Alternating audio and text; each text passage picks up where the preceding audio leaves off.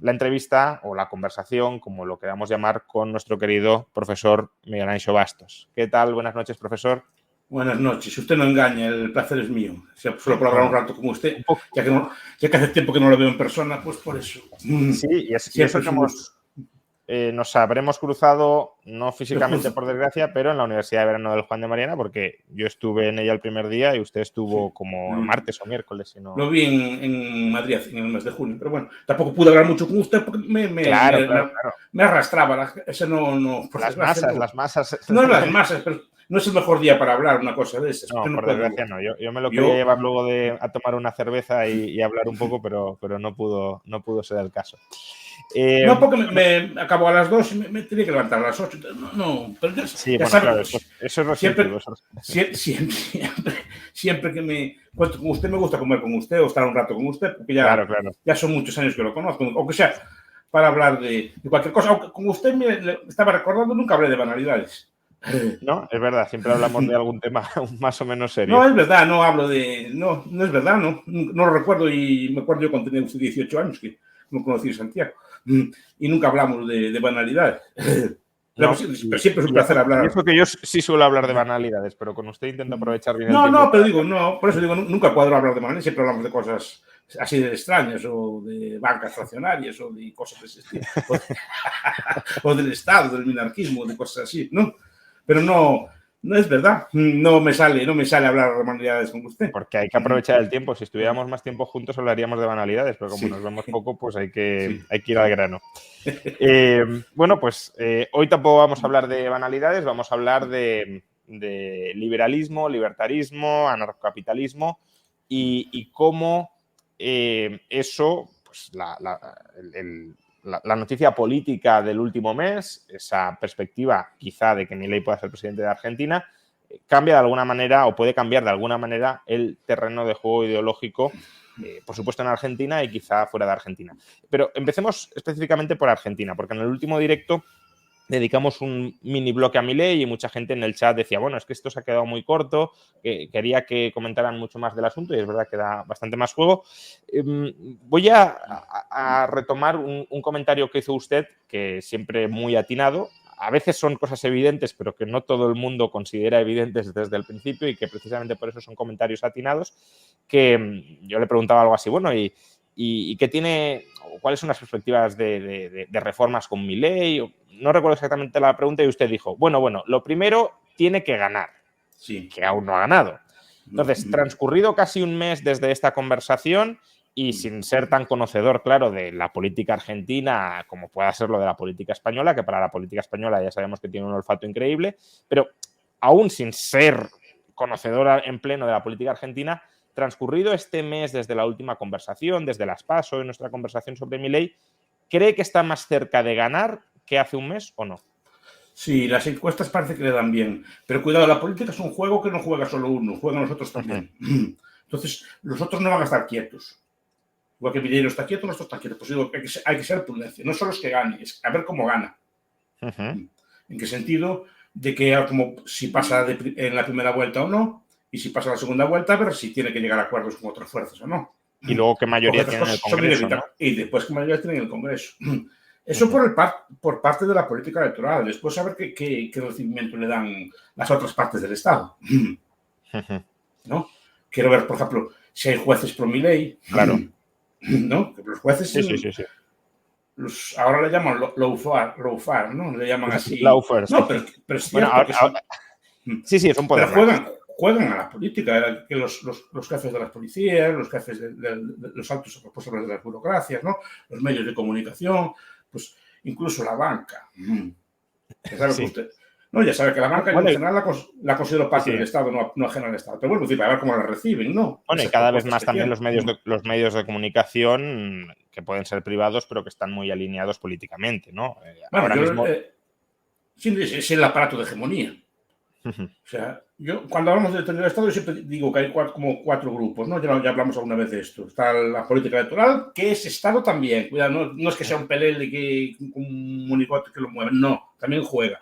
está la burocracia, las altas burocracias, los militares, los jueces, etcétera. Está el aparato económico, o sea, las grandes empresas que dependen del Estado, incluida la banca, y después está el aparato de hegemonía, que son las religiones, donde las hay organizadas, los popes universitarios, los popes de la cultura y los medios de comunicación. Entonces, que todos son Estado. No son fuera del Estado. Es el error de entender esto. Forman parte del aparato del Estado, por lo menos parte de ellos. Y ese entramado, ya digo, a ver, tampoco pretendemos que nos dé una cátedra de política argentina, porque no vive en Argentina y no palpa la realidad diaria, pero aún desde fuera, ese entramado más o menos lo ve potencialmente favorable a Milei o no, porque también es cierto que muchos de esos poderes muchas veces se suman al menos de entrada al caballo ganador. Es decir, a lo mejor no están alineados con Milei, pero si Milei gana de manera más o menos contundente, como quieren recibir favores de la clase política, rápidamente mutan y se convierten en los más partidarios mileinistas. Depende, por eso te digo, depende cómo gane, a ver cómo responde el Congreso, a ver cómo responden los otros y la habilidad del propio político, porque eso no es solo. Yo distingo también dos cosas. Uno es el político, otro es el gobernante. El político ¿Cuál sería la diferencia entonces? No, el político es el que presenta esas elecciones, que gana, que es capaz de establecer un liderazgo, que es capaz de convencer a la gente, que es capaz de establecer alianzas. Y después el político es el que toma decisiones de política pública. Y son cosas distintas. Puede haber el gobernante es el gobernante que toma decisiones y hace políticas públicas concretas. Y puede haber buenos gobernantes y malos políticos y buenos políticos y malos gobernantes. Y hay gente que coincide en los dos casos. Por ejemplo, Feijóo en esta campaña ha sido un mal político, pero a lo mejor habría sido un gobernante socialdemócrata. Cuando hablaba de Feijóo yo le veía un buen político, un mal gobernante. ¿Un mal gobernante? Sí. En Galicia, pero en Galicia. No, hablo de Rajoy. Y Feijóo en general hacía bien las dos cosas, por lo menos en Galicia. Sí, pero digo en esta campaña. Esta campaña políticamente, por la campaña no podía ser mejorada. No la vi yo muy sobre todo esa soberbia del final de no ir a los debates. O sea, yo creo que eso le perjudicó, en mi opinión, ¿no? Ya repartir ministerios antes de ganar, por eso digo que prudencia, incluido con Milei, ¿no? Pero Milei también hace eso, claro. No, yo creo que se lo hacen. Ya como generó tantas expectativas, yo lo vi una persona prudente y lo veo una persona muy inteligente, pero ya le están dando como ganador, ya están repartiendo también ministerios, ya están hablando de la organización como si fuera mañana. A ver, primero que gane, a ver cómo gana y a ver con quién tiene que juntarse, ¿no? A ver, no es lo mismo ir con Massa que ir con Gingrich, ¿no? A ver, como Bullrich, perdón. A ver cómo van, qué pactos tienen que ir, claro, claro, no es lo mismo ir contra Bullrich, entonces el pacto del peronismo supongo que votaría Milei. Claro, el peronismo parece que quiere que gane Milei. Si va con Bullrich, pero que igual no va Bullrich, igual va Massa. Claro. Si va con Massa no quiere que gane Milei, pero si va con Bullrich parece que sí, porque ellos apuestan a que Milei lo destrozará todo y que, por tanto, en unos pocos ejercicios en unos pocos años podrá volver el peronismo al poder. También, y porque yo creo que igual por la forma de hacer política, igual se entiende mejor con el peronismo que con nosotros. Usted lo dice porque podrá negociar mejor con el peronismo que con la burocracia de Juntos por el Cambio. Probablemente. Pero repito que sí conocer la política argentina, que yo ahí no tengo más información que por la prensa, no conozco Menem, que de alguna manera, y salvando las distancias, es el referente que ahora utiliza Milei para su agenda reformista, pues Menem estaba encuadrado en el peronismo, quizá no era propiamente peronista de manual, pero desde luego sí aunó el peronismo y sí consiguió coordinar el peronismo. Es que en el peronismo debe haber muchas corrientes. Sí. Debe haber de todo. El propio Massa es parte de una corriente más bien derechista dentro del peronismo. De hecho, una de las últimas propuestas de Massa fue eliminar el impuesto a las ganancias. Que, claro, eso muestra hasta qué punto Milei ha desplazado a la derecha, llamémosle así, el debate político en Argentina. Es que eso aparte de que gane, esa es la principal virtud de Milei que ya comentamos, que abre un montón de debates nuevos en la política. ¿Quién iba a hablar hace, por ejemplo, 3 años de la dolarización o de la privatización de la educación? Gane o no gane, esos debates ya están en la agenda, ya se están debatiendo, a favor, en contra, lo que sea, pero están debatiendo. Y eso antes era impensable, que es esa, digamos, ampliación del espectro, ¿no? que llega al mainstream ese tipo de debates, incluso en la prensa española se debaten estas cosas. Al principio con un poco de sorno, con un poco de burla, pero están hablando de ellas. Antes ni siquiera se hablaba.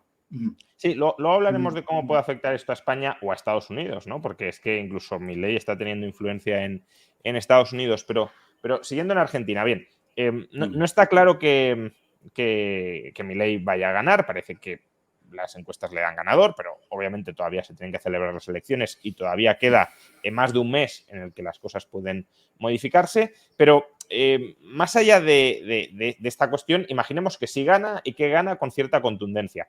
Lo más complicado que va a tener Milei no va a ser ahora mismo, claro, si me lo hubieses preguntado hace 2 años te habría dicho, no, lo más complicado es que Milei gane, pero ahora mismo parece que lo más complicado para Milei no va a ser ganar las elecciones, que ya lo tiene, no digo hecho, pero bastante bien inclinado, sino desde mi punto de vista va a ser gobernar y va a ser gobernar con un programa tan reformista y en ocasiones rupturista como el que ha planteado.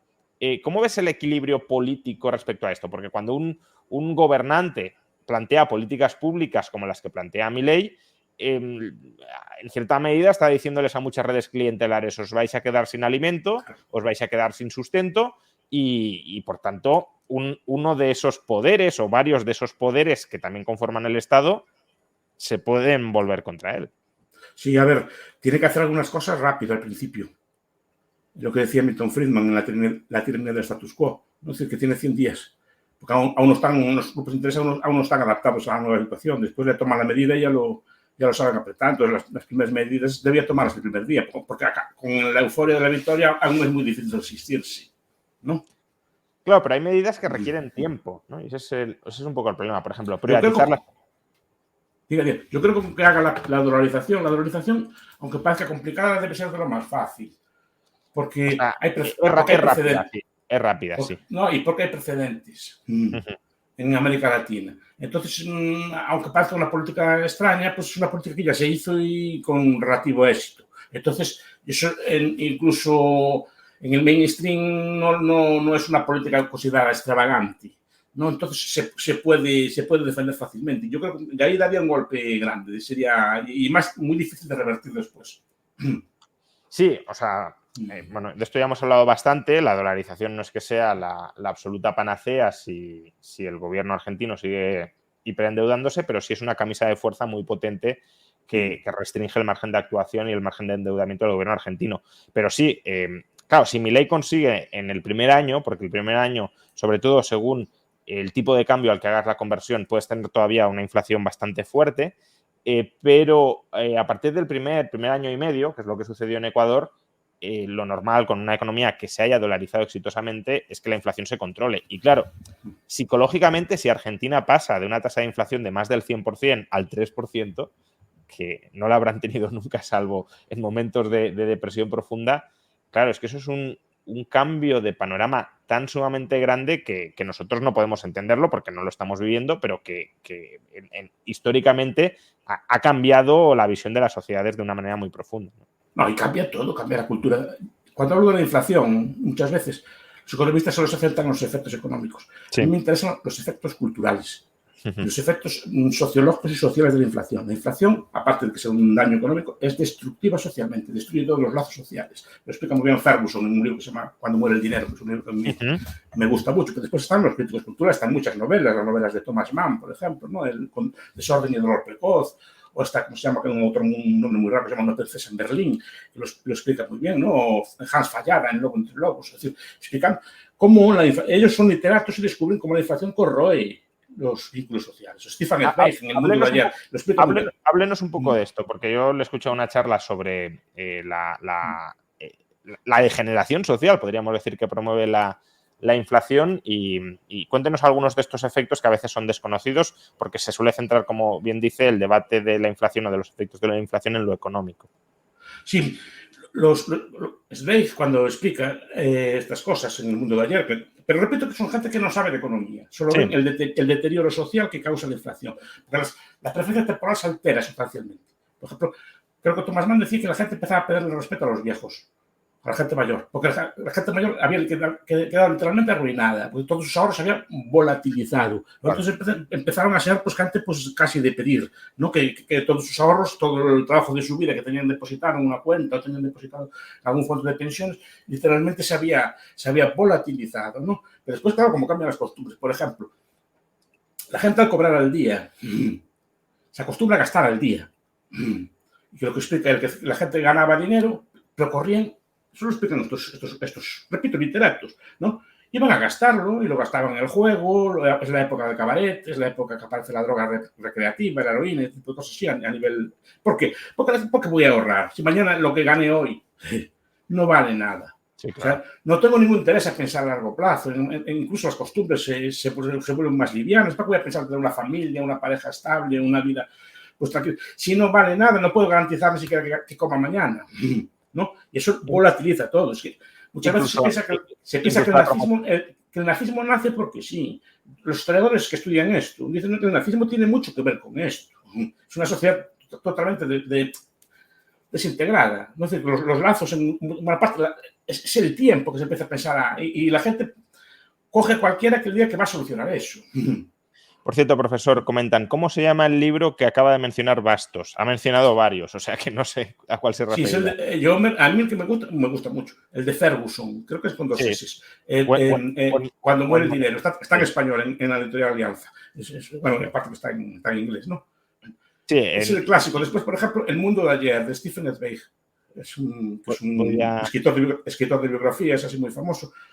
También voy a intentar instaurar una nueva costumbre, que es que cuando el profesor Bastos recomienda algún libro, vamos a intentar mostrarlo en pantalla para que, bueno, pues para que la gente que le interese lo pueda adquirir. Esto lo he mostrado en inglés, pero también está en español, al parecer, ¿no? Intento recomendarlos en castellano por el público que tenemos, ¿no? Si no lo hay en castellano, ya lo digo, pero en principio si está en castellano, intento recomendarlo en castellano, pues por quien quiera leerlo. Entonces se llama Cuando muere el dinero en español. Después, El mundo de ayer. El mundo de ayer, de Stephen Zweig. Después hay una novelita de Thomas Mann que se llama El desorden y el error precoz. Después hay otra novela de Hans Fallada, no sé si se pronuncia así, Hans Fallada en español, Lobo entre lobos. Después hay uno que se llama Princesa en Berlín, una princesa en Berlín, que tiene un nombre muy raro, pero no me acuerdo cómo se llama el autor, ¿no? A ver, pero por una princesa. Digo por citar algunos, son los que me vienen a la cabeza ahora, ¿no? Sé que hay una serie de novelas o de libros sobre la inflación. Porque, repito, normalmente también está el de Graham Hutton sobre la inflación y así, pero quiero decir, me interesa no tanto el aspecto económico, que creo que ya el profesor Rayo sabe más que yo de estas cosas, sino el aspecto cultural, el aspecto político, cómo afecta todo esto, porque cómo se altera el tiempo, que a mí es una cosa que me interesa mucho, ¿no? Porque eso dice, mata por completo un incentivo a ahorrar. Porque, bueno, a ver, una de sus... Este es el otro que recomiendo. Ahorrar o a pensar a largo plazo. Cualquier persona... Desorden y dolor precoz es el... Son novelas, ¿eh?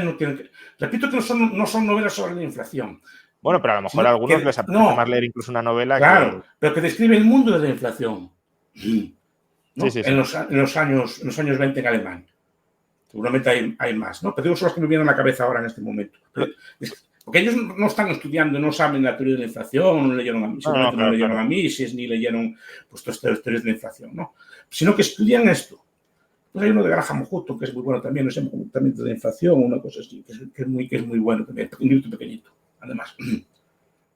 Una de sus frases más famosas, que ya lo hemos comentado alguna vez, pero que creo que enlaza perfectamente con esto, es lo de capitalismo, ahorro y trabajo duro, ¿no? Entonces, claro, usted le da una importancia crucial al ahorro como elemento civilizatorio y de progreso en una sociedad, más allá del orden liberal y del orden capitalista. Entonces, claro, en la medida en que la inflación altera la preferencia temporal, porque si no tienes vías en las que ahorrar, lo que intentas es vivir al día, disfrutar al día, gastar al día y solo en todo caso ahorrar, solo invierte en aquellos que pues, tengan conocimiento muy preciso sobre determinadas inversiones u oportunidades o que estén más o menos conchavados con el poder político y se puedan enriquecer por información privilegiada, pero el común de los mortales deja de ahorrar, deja de invertir, vive al día, aumenta su preferencia temporal Y ese aumento de la preferencia temporal le cambia la perspectiva, como usted decía, pues de vida, ¿no? ¿Para qué voy a formar una familia si tampoco puedo ahorrar? ¿Para qué voy a preparar mi jubilación? ¿Para qué me voy a plantear llegar a la jubilación? ¿No? Creo recordar que en algún momento usted también comentó, no recuerdo qué autor, que vinculaba observacionalmente, no estamos diciendo que aquí haya un paper que lo haya revisado, que haya hecho un análisis econométrico ni nada parecido, pero que usted vinculaba, algún autor que no recuerdo, la inflación con el aumento del consumo de drogas, que eso también es un síntoma claro de altísima preferencia temporal. Consumo mi cuerpo aceleradamente porque no me preocupa si llego a mañana o no llego a mañana, ¿no? No, es lo que comentan otros autores, creo que este es Zweig, ¿no? Como explica incluso cómo cambian las costumbres, ¿no? De las personas, la moral y todas las costumbres, que se vuelve como más liviana. Es decir, todo es disfrutar el momento, no es pensar a largo plazo. Claro, digo que cuando hablamos de preferencia temporal, la preferencia temporal más alta la tiene el consumidor de drogas o de alcohol, es decir, que claro, incluso consume su propio cuerpo. El consumidor, digámoslo así, descontrolado, desmesurado. De drogas, claro. Tanto usted como yo consumimos alcohol ocasionalmente y sí, tampoco. sí. Y tenemos no, me refiero a consumo, lo que llaman en portugués viciado, los que tienen vicio, ¿no? Es decir, una forma de hablarlo. El vicio también es muy subjetivo, pero sí. ¿Qué? Bueno, es una forma de hablar que está en el concepto portugués que tengo en la cabeza, es eso, que tienes vicio de eso. Es decir, ¿no? Entonces, sin criticar ni meterme en esas cosas. Es decir, pero claro, una persona que solo piensa en el alcohol o en la droga, su preferencia temporal es altísima, solo piensa en el próximo consumo, ¿no? Y cuando la civilización precisamente es deprimir esa tasa de tiempo y pensar a muy largo plazo, ¿no? Pensar a 100 años, como eso.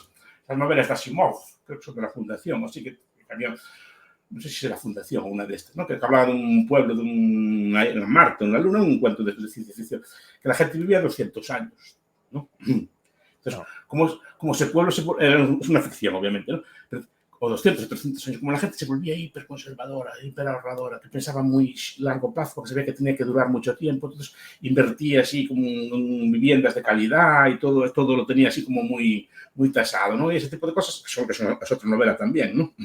Creo que es la Fundación, pero no me hagan caso, que no ahí sí que no me acuerdo bien. Les iba a hablar muchas cosas, pero no sé si es una de ellas. Pero me acuerdo de ese detalle. Es decir, como una persona que vive 200 años tiene que bajar la preferencia temporal, ¿no?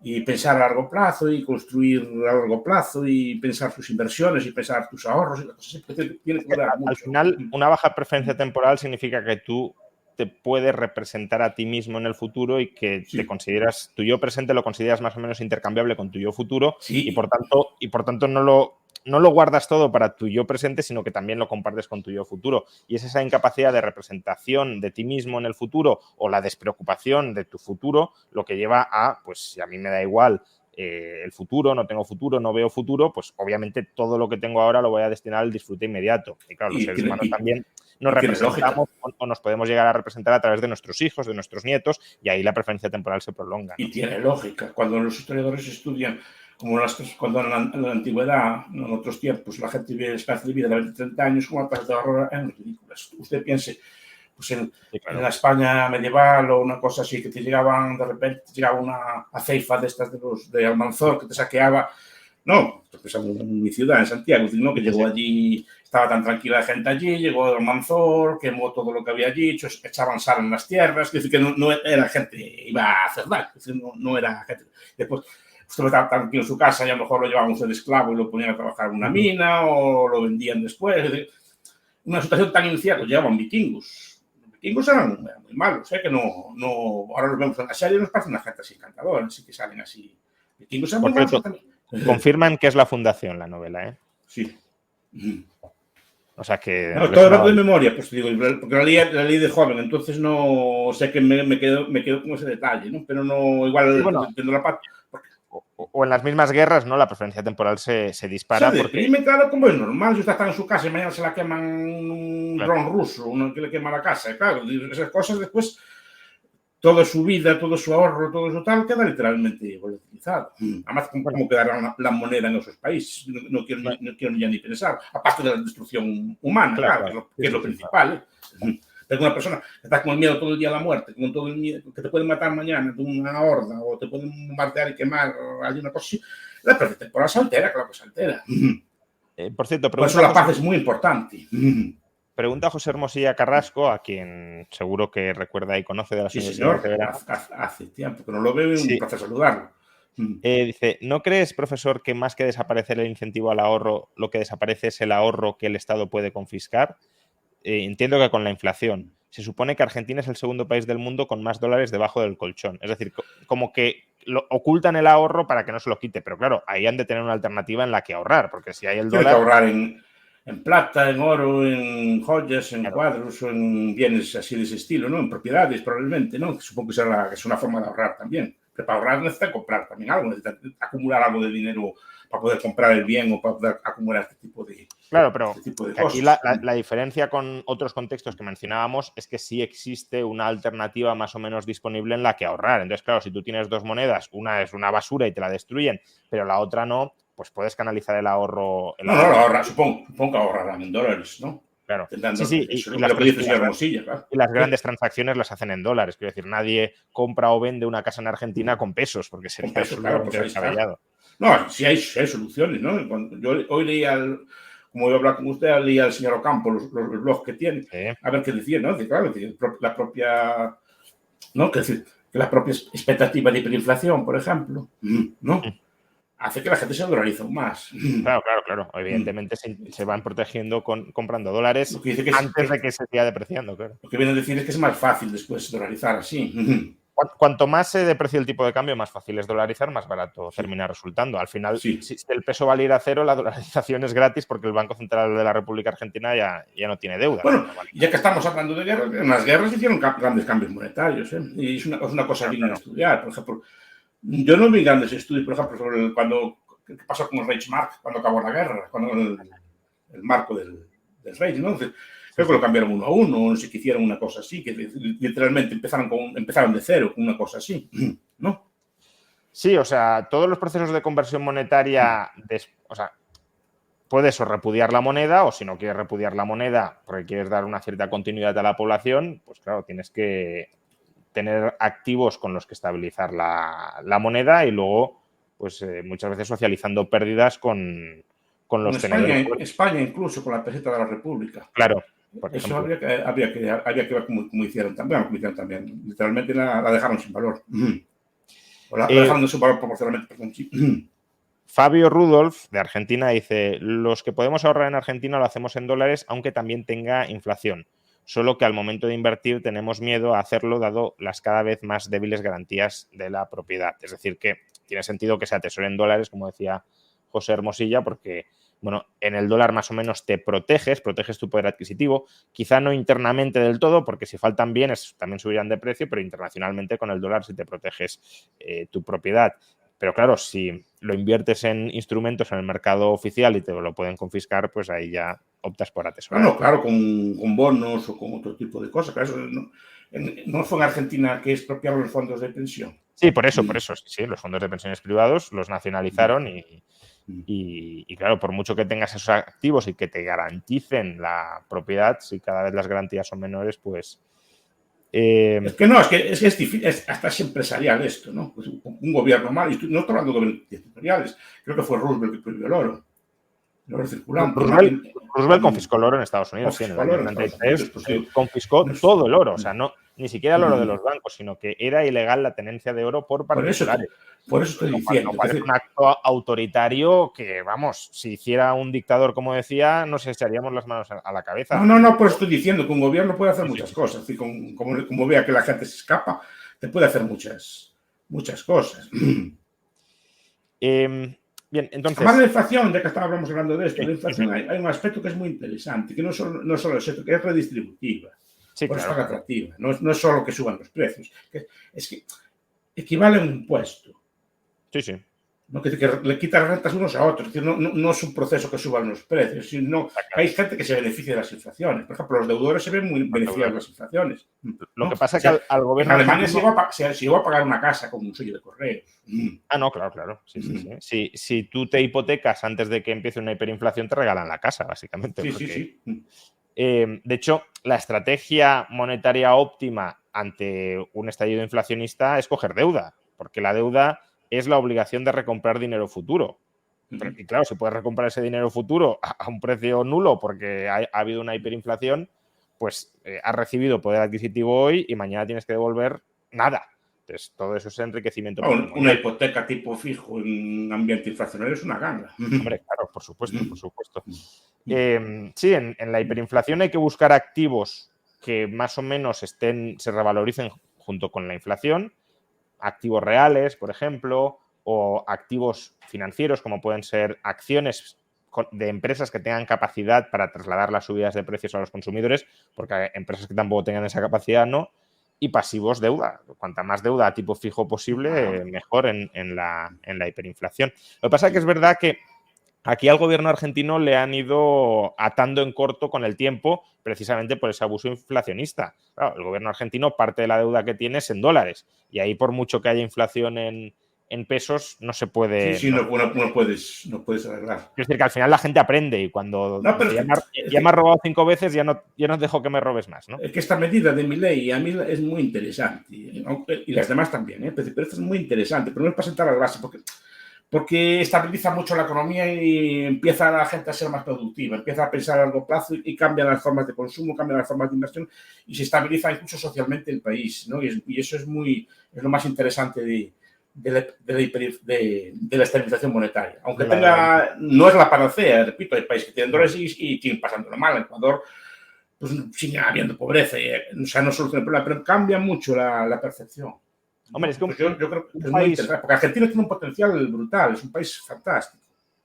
Es que un país que tenga una tasa de inflación permanentemente del 30, 40, 50%, no digamos ahora ya de más del 100%, es un país que no puede funcionar. Y no es una crisis inflacionaria que haya estallado ahora 4 años, es que Argentina lleva así 60, 70 años. Y claro, una sociedad no puede levantar cabeza con esas tasas desbocadas de inflación.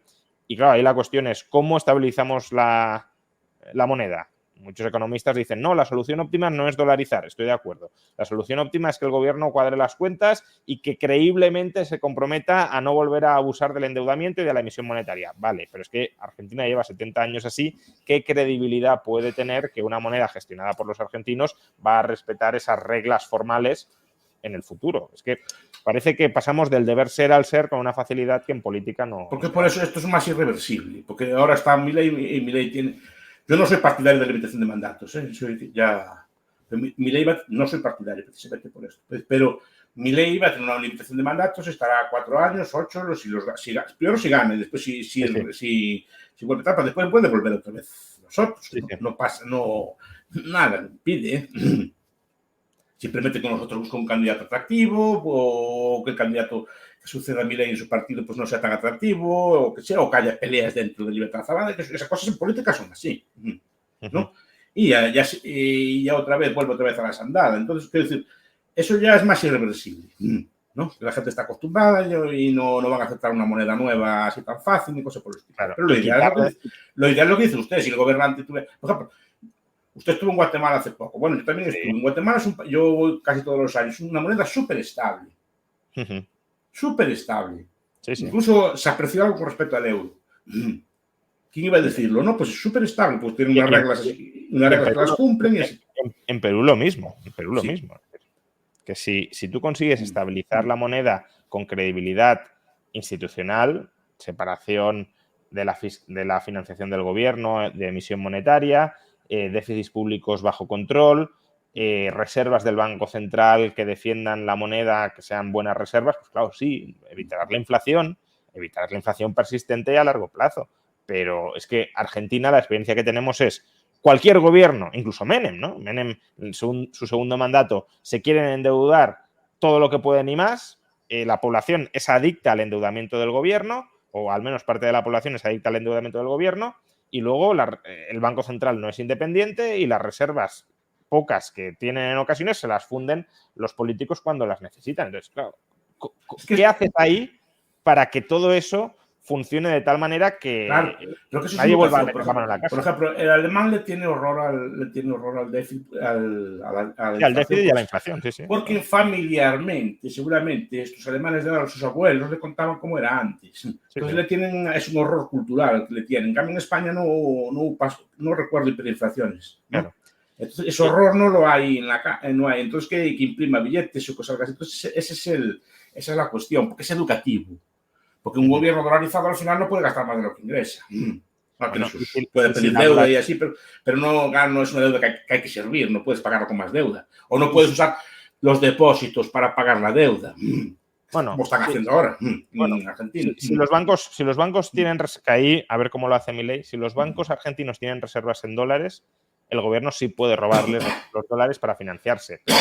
Por eso, más valdría que los bancos dejaran los dólares en jurisdicciones extranjeras y se rigieran por jurisdicciones extranjeras, es decir, que operaran desde fuera de Argentina para que así el gobierno no les pudiera meter mano en la caja, ¿no? Nunca mejor dicho. Por cierto, Natil29 dice, ¿podría pasar que a las puertas de la dolarización fondos enormes compren pesos para aprovecharse del cambio de Milei y acaben apreciando el peso? Sí, claro, si especulan que se va... Y si Milei pone un precio, quiero decir, porque yo lo que le he entrevistado es que va a poner el precio de mercado en cada día. Claro, pero en algún momento tiene que echar el corte. En un momento tiene que cortar, claro. Entonces, ahí sí se puede dar un movimiento especulador en favor del peso, porque si los fondos creen que, digamos, que el peso se va a apreciar o que creen que pueden apreciarlo, pueden comprar y luego intentar empujar el precio al alza del peso para que cuando se ponga el corte se estabilice. Si el precio que ponen lo ven atractivo, lo ven más caro que de mercado, si no, no. Si el precio que pone Milei es más bajo que el de mercado, es muy especulativo. No, claro. Pero si creen que se pone el de mercado, ¿no? Imaginemos, ahora el peso está en torno a 720 pesos el dólar, más o menos, ¿no? Si creen que Milei puede poner 500 pesos el dólar, si ellos consiguen llevar, comprando hoy el peso a 700 o a 800 o a 900, claro. Lo consiguen mover y en ese momento se cierra, claro, ahí sí que podría haber importantes plusvalías. Eso pasó, por cierto, en la estabilización que hizo Francia durante el periodo de entreguerras en su regreso, estabilización del franco en su regreso al oro, ¿no? Que dejaron apreciar el franco y se fue apreciando especulativamente porque en algún momento tenían que cortar y claro, se compraba con la expectativa de que cortaran por encima de lo que... No, también la propia vuelta de Inglaterra al oro también tuvo problemas de ese estilo, creo que al revés, ¿no? Pero que fue... O sea, en ese caso fue que quisieron mantener la paridad preguerra cuando tenían que depreciar, salvo que ajustaran mucho los precios internos y ni lo uno ni lo otro. Por cierto, siempre va a haber, siempre no creo que salga incólume, algo va a haber, es decir... Es el coste de esto, sí. Sí, aparte que con la fragilidad del sistema financiero argentino, mucho cuidado también, veremos qué sucede, ¿no? Porque también puedes inducir un pánico bancario según el tipo de cambio al que quieras dolarizar. Claro, por eso digo que siempre se puede haber problemas. No es incólume el cambio, que un coste tiene. No, total. Fer Silva pregunta, Milei siempre habla de libre competencia de monedas y usar el dólar como un mecanismo para liquidar al Banco Central. ¿Los bancos privados podrían crear sus propias monedas en competencia? Eso lo decía Hayek, ¿no? En la desnacionalización del dinero. Sí, aunque Hayek quería vincularlo a una especie de cesta de mercancías, sí, para mantener el poder adquisitivo de la moneda constante. A ver, yo aquí tengo sentimientos encontrados, ¿no? Porque es verdad que Milei habla de libre competencia de monedas, veremos en qué queda todo, pero lo cierto es que él los impuestos los cobrará en dólares y eso le da una ventaja competitiva al dólar muy importante porque la gente, o sea, si Milei dolariza y cobra impuestos en dólares, como poco tienes que tener dólares para pagar impuestos. Y si existe... Entonces, claro, si tú dices, no, mira, yo voy a tener euros y el día de antes de pagar impuestos los convierto en dólares. Vale, pero ahí te expones a un riesgo cambiario importante. Si se deprecia el euro y tienes que recomprar dólares más caros, pues entonces, por prudencia, mucha gente demanda dólares para cubrirse frente a ese riesgo cambiario. Entonces, es lo que le pasa al Bitcoin también. Claro. Sí, que el Bitcoin no es patrón monetario, claro. No, al final tienes que tener euros para pagar los impuestos o para cobrarlos. O para cobrarlos, sí. Sí, pero bueno, la idea no está mal. Es decir, teóricamente a mí no parece mala idea que cada banco establece su moneda basada en una moneda de plata o de oro. Yo no veo mal. Hay gente que le tenía miedo al bimetallismo, por ejemplo, y sí fue un sistema que funcionó siempre en paralelo. Además, modelaba mucho al otro. Siempre que no fijaran tipos de cambio. Es que el tipo de cambio, efectivamente. Sí, ¿no? Porque si no, ahí cuando se depreciaba o se apreciaba uno con respecto al tipo de cambio oficial, desaparecía el otro. No, porque, La famosa ley de Gresham es eso, ¿no? Sí, la ley de Gresham es esa, efectivamente. Pero el bimetallismo, mucha gente le tenía pavor y funcionaron siempre sistemas en paralelo y no pasaba nada. Además, era un refugio precisamente para escapar cuando querían fijarte un cambio también en el oro, una cosa así.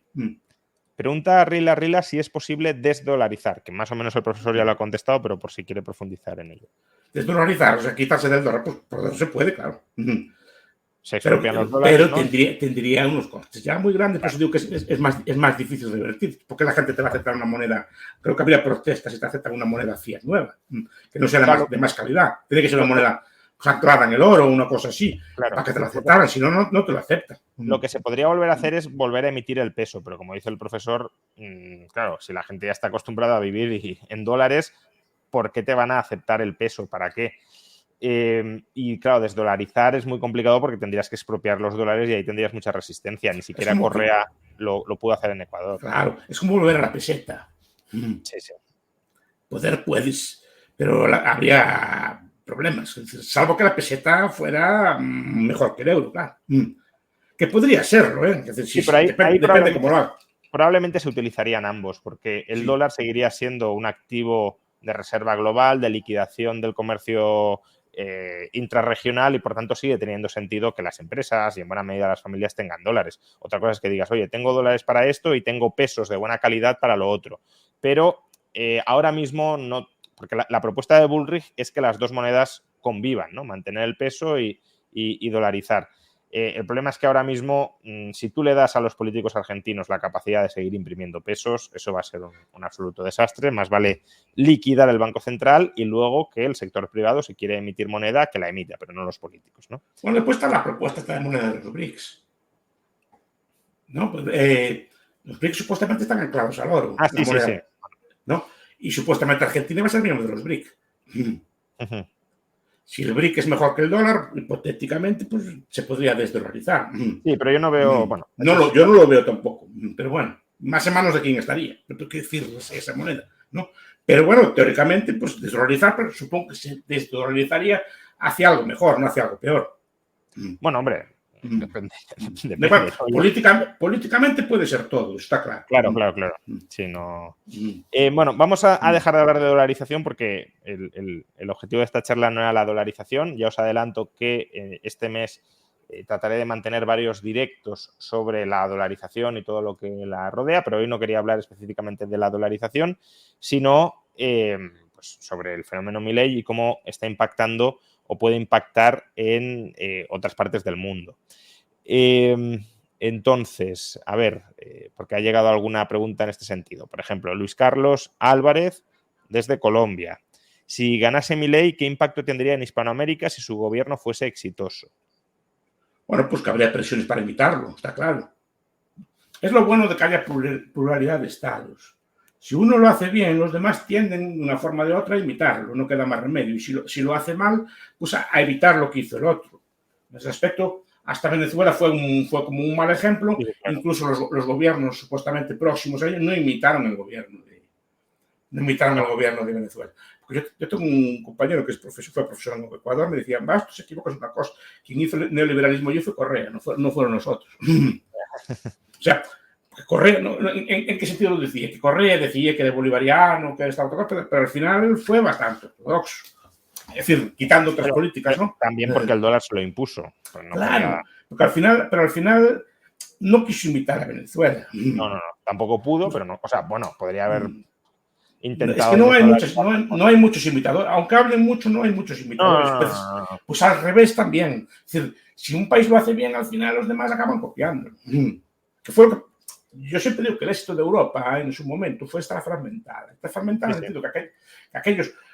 Si no estuviera fragmentada, por ejemplo, el capitalismo nunca habría tenido lugar. Se dio en espacios pequeños. De hecho, el país, creo que antes Inglaterra fue Flandes, ¿no? Sí, Flandes y el norte de Inglaterra. Pero Flandes era un poco más rico que Inglaterra, incluso en aquella época, aquella época del capitalismo. Pero Flandes era un país pequeño que estaba allí a su tal, ensayó aquello, pudo hacer la cosa y tal, como aquello fue prosperando tal, fue imitado por el resto. De hecho, el capitalismo no nace en el mundo a la vez, sino que lo cogen unos países, aquellos países van prosperando y a los demás no les queda más remedio que imitarlo, porque si no se quedan totalmente atrasados. Y fue lo que pasó en Europa. Y lo hicieron a regañadientes, no lo hicieron de buen gusto. ¿No? De hecho, si estuviera unida Europa, simplemente prohibirían el capitalismo en toda Europa y ya estaba. Es lo que pasó en China, ¿no? Una de las tesis del desacoplamiento entre Europa y China es precisamente que en China, como estaba unificada y había una burocracia perfectamente funcional y engrasada, las mejores mentes se las llevaban a la burocracia, no te quedaban burgueses que pudiesen competir con la estructura estatal y además, como decías, profesor, si querían perseguir determinadas ideas e imponer una homogeneidad de pensamiento, hombre, tampoco es que fuera sencillo con la tecnología de la época, pero desde luego tenían la burocracia estatal en marcha para hacerlo, claro. Por eso el dinero de papel aparece allí. Sí, sí. Porque la gente no podía escapar, tenía que cobrar en aquello, no había forma de escapar. En Europa no podías implantar el Dux de Venecia o el margrave de Hamburgo, no podían hacer una moneda de papel, se rían de ellos los vecinos, porque además los vecinos están a 10 kilómetros, no tiene con quién comerciar con ellos. Y al final esa fragmentación llevó a que tuviera que cobrar una moneda sana, porque si no, no te la querían los vecinos. Y se podía burlar la censura, si un condado o un reino censuraba una obra científica o una obra literaria, pues se imprimía en el cantón de al lado y se hacían así miles pasaba, de copias. Claro. En tiempos de Franco llegaban libros de otros países editados en español. Sí. Porque también en los tiempos de Felipe II, no mal que Felipe II, corrijan los historiadores, cuando había cierta censura, aquí llegaban los libros. Esta novela del hereje de Miguel Delibes, no sé si Felipe II o creo que es de aquella época, pues de cuenta que llegaban los libros de contrabando en los barcos, las Biblias protestantes, porque no había forma de tapar de todo aquello, es decir, porque había otros sitios que hacían esto, ¿no? Es el cuento que cuenta, creo que fue Tiberio, que cuando le inventaron un invento, no sé si fue un cristal o una máquina nueva, no sé, estoy hablando de memoria, Tiberio creo que no sé si es una leyenda o fue verdad, mandó a ejecutar el inventario y destruir la máquina. Además, podía hacerlo en todo el Imperio Romano. Porque en un sistema fragmentado eso no lo puedes hacer en un sitio, pero los demás, si hay una máquina nueva, la ponen en otro sitio, como pasó con las máquinas de vapor, como pasó con las máquinas nuevas, te la ponen en otro sitio y tienes que comértelo, no te queda otra. ¿No? Por eso es bueno que haya competencia también de jurisdicciones, si quieren llamarla así. ¿No? Sí, por cierto, la moneda también le afecta a esto. Como ha dicho que se tiende a copiar ha dicho que se tiende a imitar lo bueno, a copiar lo bueno, Pilar Almagro, que es alumna del máster en Economía UFM OMA, y también es miembro del canal de YouTube, para quien quiera apoyar el canal, dice, profesor, si se imita lo bueno, ¿cómo es que Chile intenta imitar el socialismo? ¿Y Colombia? ¿Y Perú? Chile, no sé si está imitando mucho el socialismo. Boric me parece que no está... No es tan... Me parece más socialista en cuestiones de moral o en cuestiones de identidad o de este tipo de cosas modernas que en cuestiones económicas. De hecho, ya llevó un varapalo bueno por la Constitución y creo que aprendió. Creo que está midiéndose mucho. Y Petro está hablando, quiero ver qué medidas implementa Petro. Y en Perú ganó Castillo, pero Castillo también, repito, lo echaron. Lo echaron el resto del Estado.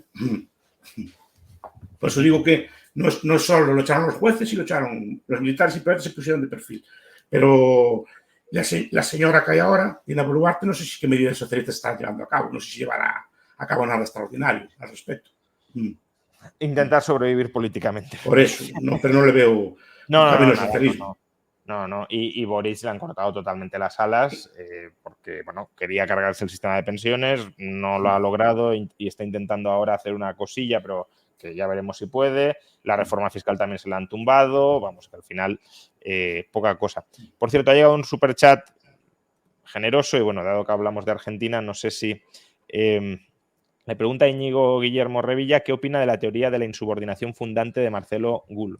A Marcelo Gullo lo leí, pero estas cosas del hispanismo, de reivindicación de la hispanidad, pero no sé qué se refiere con insubordinación fundante. ¿Se lo puede aclarar? Bueno, que todo proceso de construcción nacional exitoso, para que tenga éxito, se tiene que levantar contra el orden político, social, ideológico establecido y además contar con una cierta dirección estatal para dirigir a la nación en esa buena dirección. Es decir, vamos, no soy experto y seguro que no lo describo en términos exactos, pero vamos, utilizar inteligentemente la burocracia estatal emancipatoriamente, es decir, rebelándote contra, pues si eres una colonia, contra la metrópoli o en todo caso contra el orden, por ejemplo, el feudalismo establecido y dentro de esa insubordinación, de esa rebelión contra el orden político establecido, pues cambiar la ideología bajo esa dirección inteligente del Estado. Es que una insubordinación, una rebelión, nunca triunfa sin parte del aparato exterior, anterior. O sea, que hay una continuidad, ¿no? Siempre. No, es que la teoría de la revolución, estoy pensando, ¿cómo se llama este? ¿Cómo se llama este autor que escribió esto del capitalismo? ¿No? No me acuerdo, algún otro francés. ¿No? En su teoría de la revolución, cuando habla de la teoría de la revolución, ahí se me vendrá el nombre a la cabeza. Lo que dices es que una revolución normalmente es parte de la élite anterior que se alía con la élite nueva. Eso es una revolución, pero no nace desde cero. De hecho, si la élite anterior está unida, no puede triunfar nunca una revolución. Siempre aprovecha una grieta en la revolución. Perdón, en el estado anterior. Y eso es lo que hace toda la insurrección. Claro, como estado nuevo se apoyan en parte del ejército anterior o en parte de la burocracia anterior, si no es muy difícil de gobernar. Eso le pasa como a Haití, que aniquiló todo lo que había de antes y después no fue capaz de levantar cabeza. Claro. Ahí hicieron lo que se llama un aristocidio. ¿No? Y supongo que una élite, cualquier, incluso por ejemplo la independencia de América, supongo que está refiriéndose a eso, pues tuvo que contar con los criollos locales, claro. De hecho fueron los que se levantaron. O sea, es muy difícil hacer una revolución, ¿cómo se llama? Es muy interesante el libro, además tiene los orígenes del capitalismo, se llama así el libro. ¿No? Y después tiene también una teoría de la revolución. Es un político francés muy interesante, sí, muy próximo, no es universitariamente, pero es muy próximo a nuestras ideas. Tiene ideas muy interesantes. Por cierto, también, otro superchat que acaba de llegar ahora. Si llegara a coger el liberalismo en Latinoamérica, ¿creéis que serían movimientos locales convergentes en uno grande o como en Argentina aparecería un mesías directamente en la cabeza del Estado? A ver, no creo que sea un mesías, ¿no? Pero puedo decir normalmente las ideas se van, todas las ideas se van. Por ejemplo, pensemos en el marxismo. El marxismo es una idea que no existía, se fue creando núcleos, se fueron creando núcleos universitarios de toda parte y después colonizó buena parte del país. El liberalismo tiene que hacer algo semejante. Es que no se puede gobernar contra la población, que es uno de los problemas que ya apuntamos la semana pasada, o la vez pasada que hablamos, ¿no? Claro, puede llegar un gobernante, pero si la población no entiende lo que está haciendo, siempre se va a rebelar. Tienes que crear por lo menos una base, un grupo de personas, lo que llamaban los intelectuales de segunda mano, ¿no? Por ejemplo, los maestros, profesores de instituto, periodistas, curas, etcétera, que defiendan, por lo menos un porcentaje de ellos que te defiendan, ¿no? Si no estás perdido. Porque si no haces una medida, si ellos controlan la hegemonía cultural, te van a decir que no sé qué, no sé cuánto, que es un desastre, no sé cuánto, que es una locura, y te acaban. Tienes que tener una base social que te defienda. Y eso es muy, muy importante. Entonces, esos núcleos hay que crearlos en Latinoamérica, pero hay que crearlos con trabajo y con paciencia. Porque parece que queremos ya gobernar y mañana ya que llegue Ancapia, ¿no? Por cierto, ahora que habla de élites unificadas, divididas, etcétera, un tema interesante en Argentina también es que hay mucho liberal alrededor de Milei, pero también hay mucho liberal muy crítico con Milei y lo considera pues prácticamente un fraude o alguien que se ha vendido a la extrema derecha. No sé cuál es su perspectiva sobre este asunto. Repito que no conozco la política argentina, pero estas purezas, a ver, estas purezas también hacen entre nosotros, en la academia, ¿no? Yo cuando discuto con usted por eso, por el 100%, tal, o son discusiones o con temas así peliagudos, ¿no? Son temas académicos y ahí sí que entiendo la pureza, entiendo discutir el principio, discutir el punto, discutir la palabra. Pero la política no es que no solo eso, que tendrá que pactar con gente aún peor, igual que pactar con los peronistas. Eso que no me extrañaría. Lo que se trata es que lleve un par de ideas que las lleve adelante. Y yo con eso ya me conformaría. No creo que vaya a montar Ancapia en Argentina. No, porque no. Hay que ser un poco también con los pies en la tierra, digo, y a lo mejor yo parezco que soy como más radical de los Ancapios. Soy radical cuando discuto así de estos puntos, en sede académica, o en sede de una universidad de verano, una cosa así. Ahí sí que analizamos punto por punto y explicamos el fallo. Y eso está bien tenerlo. pero que un gobierno normalmente no es puro, tiene que pactar con conservadores, como tuvo que pactar ya seguramente, para hacer una plataforma, y tendrá que pactar con gente de otro tipo, con poderes ya establecidos, con medios de comunicación, y ahí está la habilidad del gobernante. Incluso ¿no? buscar aliados. Yo no lo veo un fraude, lo veo... Si fuera un fraude ya entraría con esto, así con un liberalismo más moderado, una cosa así de ese estilo, no con palabras tan duras como usa. Lo ves político en el sentido que has mencionado antes, ¿no? De ser bueno manejándose en el proceso electoral y tejiendo alianzas y construyendo alianzas. Claro. Para llevar... Te recuerdo que tiene que llevar a cabo 3 o 4 cosas. Eso sí, si no sería un fraude, claro. Pero yo no creo que sea un fraude. Yo lo veo una persona bastante que tiene ganas de hacer cosas, es decir, no lo veo un fraude. Ahora, que no va a hacer el programa al 100%, lo tengo claro, que no va a llegar a todas estas cosas. Claro, lo que pasa que... Porque si no, nos va a defraudar. Pensamos, no, va a llegar allí, mañana va a abolir todo y mañana va... No va a hacer eso. Pero sí que va a sentar las bases para el futuro. Y esa es la idea que tengo yo. Pero precisamente si ya aceptamos, ¿no?, como inevitable que un político sea hasta cierto punto cínico o acomodaticio para tejer alianzas, ¿no cree que estos pepitos grillo que están criticando la corrupción ideológica que pueda tener Milei o que podría tener cualquier liberal que se metiera en política y tuviese que tender alianzas con otros grupos, ¿no cree que también desarrolla una función que, si se hace bien y honestamente, claro que luego hay mucha gente que lo hace de mala fe, pero la gente que lo haga bien y de buena fe no cree que eso también es una función valiosa de decirle, oiga, claro que para que no se desvíe, para que no se desvíe y también para que tengamos claro... Presionar desde el otro lado también. Las presiones van a ser para un lado y también es bueno que tenga algún tipo de presión del otro lado. Claro. Pero bueno, no criticar también, por criticar, no decir que es un fraude. Claro. Es que para mí no lo es, para mí es un logro. Y también que parte de lo que hace Milei o cualquier otro político que se meta en política, o cualquier otro liberal que se meta en política, que parte de lo que hace Milei es transacción y, por tanto, corrupción del liberalismo, pero que te comes para intentar promover pues esas 3 o 4 reformas que mencionabas, y que otra parte, en cambio, sí es algo consustancial al liberalismo, porque si no parece que se confunde todo.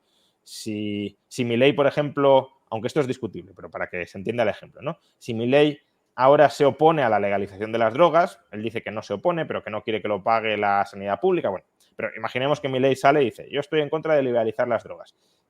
¿Pero por qué lo dice? Porque tiene una alianza con conservadores.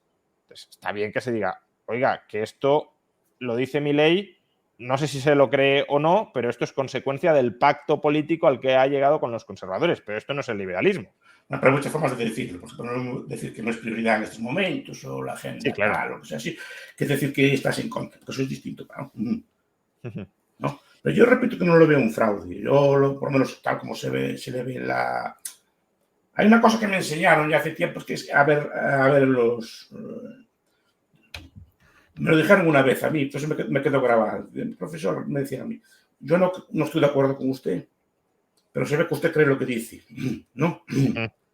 Me quedó muy grabado, y porque lo sabe, pues se le nota en el gesto y que cuando argumenta y así que se le ven los ojos, en la boca, en las manos, que creen lo que dice. Yo creo que a Milei se cree lo que dice. O sea, no está haciendo una postura. Yo creo que hay posturas como más vendibles, si quisiera ganar, ¿no? Que meterse en esto. Sí, de hecho, muchas veces se meten en debates maximalistas que no tienen ningún sentido meterse, porque son debates puramente académicos, no son preocupaciones sociales de nadie, pero se mete casi incluso, diría que para provocar y para ver que él es coherente en los principios con lo que dice, ¿no? Lo que pasa es que es verdad que luego en otras ocasiones ese mismo radicalismo no lo aplica y esa es para mí la parte decepcionante, que es la parte en la que tiene que pactar políticamente con otros para tener un cierto poder. No, es que tiene que pactar, si quiere hacer algo tiene que ganar, si no, no gana. Sí, está claro. Sobre todo en segunda vuelta. Claro, al final, claro. No, pero incluso, incluso para tener una plataforma... y lleva el 50%, no gana, o gana con 40%, con 10 de distancia, no tiene una parte de la población en contra. Eso tiene que medirlo también. Sí, no, pero incluso para llegar a donde ha llegado, Milei era Milei. O sea, no tenía ni partido ni plataforma detrás. Por tanto, ha tenido que construir alianzas con partidos o con grupos que sí estaban organizados y que yo creo que aún han respetado bastante muchas esencias del pensamiento liberal y han permitido que Milei coloque en puestos de salida a gente liberal muy solvente dentro de Argentina, ¿no? Por ejemplo, el hijo mismo de Venegas Lynch. Sí. ¿Cuál de los Venegas Lynch? Porque Venegas Lynch el nieto, claro. El otro, uno que era amigo de Mises. Sí, el hijo que es el... Don Alberto, que es y después es el referente con razón de Milei, pues el hijo de Venegas Lynch. Que además, por cierto, hace poco me sorprendió porque criticó un titular de La Razón en España que vinculaba delincuencia con inmigración y lo criticó por titular xenófobo, diciendo que no guarda relación, ¿no? Bueno, más allá de si tiene razón o no, me sorprendió que incluso estando en una alianza más o menos de derechas, salga con ese discurso que no será muy popular dentro de esa alianza. Por tanto, hay cierta independencia todavía de pensamiento y eso es bueno para... Además, hay una cosa que rara vez se pondera. A ver, él sí es atractivo y si está ahí, es porque dice estas cosas. Sí, claro. Si fuera como los demás, así como Bullrich, si vamos a bajar un poquito el Estado, vamos a liberalizar un poco, vamos a bajar un poquito los impuestos, no estaba ahí. Bueno, es que no sé si ha visto un clip de Bullrich que es difícil de parodiar y no recuerdo la frase exacta, pero el periodista le pregunta, ¿y su proyecto cuál es? Dice, mi proyecto es hacer las cosas bien y tener una buena sociedad. Dice, ¿y eso qué significa? ¿En qué se traduce?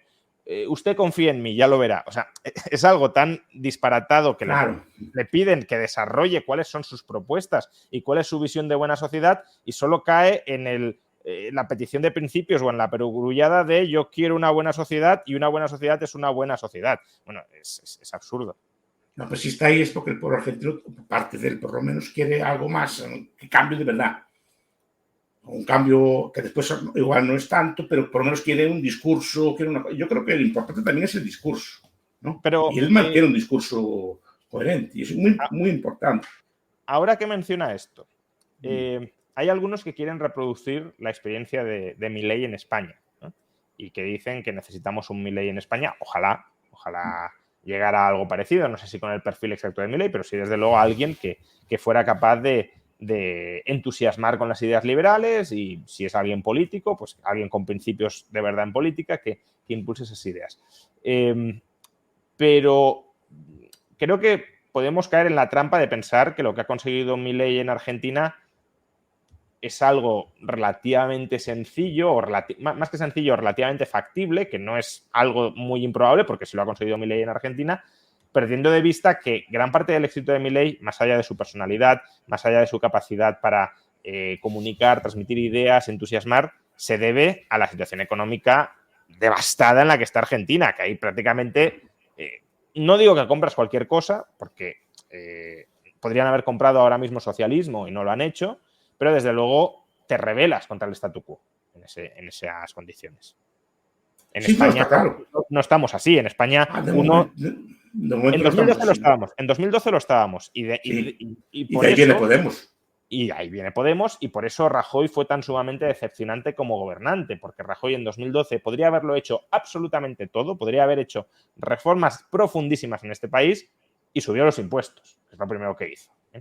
Entonces, por querer sobrevivir no sobrevivió. Ahí necesitaba traer un discurso. Rajoy o Feijóo para esas cosas no valen, no son gente de combate, no son gente curtida en el debate de las ideas, son gestores que más o menos hacen cuadrar las cuentas y así, pero no son capaces de ilusionar a su gente, tampoco son capaces de crear una base social que los defienda, porque no están defendiendo nada distinto de los otros. Simplemente una mejor gestión, pero no defienden ningún modelo distinto. Por eso digo que a mí no me gusta cuando, por ejemplo, Feijóo se pone a hablar con los socialistas. ¿Qué pasa? ¿Vas a hacer lo mismo que hacen ellos? No vas a cambiar nada. Ese es el problema. Tienes que dar un discurso distinto en algo, por lo menos, en algo. Bueno, lo intentaron con derogar el sanchismo, pero sin proponer positivamente nada. Y ahora, en cambio, dicen que quieren derogar el sanchismo con el sanchismo, ¿no? Lo cual es disparatado y te hace perder credibilidad, es evidente. En cambio, Milei puede estar dispuesto, al menos por lo que dice, a pactar con quien sea, pero para su proyecto. Sí, no, y si hace excepciones, yo veo que las hace a regañadientes. O sea, yo viéndolo a los ojos o en los vídeos y así, veo que es una persona que cree en lo que dice. Y Va a intentar hacer lo que pueda. Otra pregunta, porque de esto no sé hasta qué punto hemos hablado, ¿no? Siempre hemos hablado muchas veces de que la política es muy mala, de que hay un proceso de selección adversa en política. Bueno, sí que hemos hablado algo de la corrupción de la política a pequeña escala, pero me interesa una breve reflexión suya sobre la capacidad de la política de corromper a la gente, incluso que entra siendo honrada y siendo honesta. La famosa frase de Lord Acton de que el poder corrompe y el poder absoluto corrompe absolutamente. Pero, ¿qué más nos puede decir de esto? Porque más allá de este lugar común de Lord Acton, seguro que hay muchos otros mecanismos implicados. Y referido al caso de Milei, ¿la política argentina puede terminar corrompiendo a una persona que entra con tantas convicciones como Milei o es complicado? La argentina, la española, sí, la francesa. Sí, eso no... En este caso me refiero específicamente a la Argentina porque hablamos de Milei, pero la política en general, sí. Hablamos mucho que decir, las leyes de la política siguen operando, incluso que seas ultralibertario, siguen operando igual. Es decir, al final tú tienes unas presiones de tu gente, ¿no? Que te empiezan a decir y quieren que hagas cosas y quieren ceder. Entonces, al final te acaban llevando una deriva de este estilo. Más claro, la política se financia muchas veces como se financia y te lleva y tienes que llegar a acuerdos con gente a lo mejor no él, pero tiene que llegar a acuerdo, pactar con gente que a lo mejor no es lo más honrado. Entonces, al final acabas entrando en juegos de ese estilo. Es muy difícil mantenerse incólume en ese tipo de juegos. Terminas hasta cierto... Pero no porque sea corrupto, que yo no creo que lo sea, repito, si quisiera corrupto tendría otro tipo de discurso. Pero es la propia dinámica. Ya vi demasiados casos de gente así. Pero ¿hasta qué punto una persona, ¿no? Porque esto obviamente necesitaríamos a un psicólogo, ¿no? Pero quizás su óptica política nos ayude, ¿no? ¿Hasta qué punto una persona que permanece en política, imaginemos, una persona honesta entra en política y la política es una cesión continua contra muchos de tus principios? ¿Hasta qué punto una persona que se mantiene dentro de la política 1 año, 2 años, 3 años, 4, 5, 6, 7 años, cada día cediendo, pisoteando permanentemente muchos de sus principios, no se termina convirtiendo en un cínico al que todo le da igual porque se ha acostumbrado a vivir así y ya no valora nada y no se aferra a sus principios? Puede ser que psicológicamente te afecte, claro. Eso se ve también en la izquierda, ¿eh? Sí, claro. No solo tenemos suerte, aquí. No, pero después van cediendo. Quiere decir que se acaban acostumbrando al poder. Estoy pensando en Alan García en el Perú y estoy pensando cómo después cambian de postura y cambian cosas, se van acostumbrando a todo eso. Supongo que psicológicamente tiene que afectar y después el tipo de gente con que andas. Porque la política es un juego de suma cero. Ya hablamos de esto. Ganas tú, gano yo. Y supongo que los políticos dirán, vale, está bien que hay políticas libertarias en Argentina, pero quiero ser yo quien las lleve delante. Claro. Pero que a lo mejor no es porque quieres ser tú, porque si te vas tú, se va mucha gente que quieres contigo. Y no te fías tampoco del que llega para que no te fías del que llega, porque es que no solo que te vayas tú, es que si te vas tú, tus ministros se van contigo y a lo mejor son gente que le tienes cariño y le dicen, presidente no se vaya, presidente quede, presidente tal, no se va a hacer, no. Entonces yo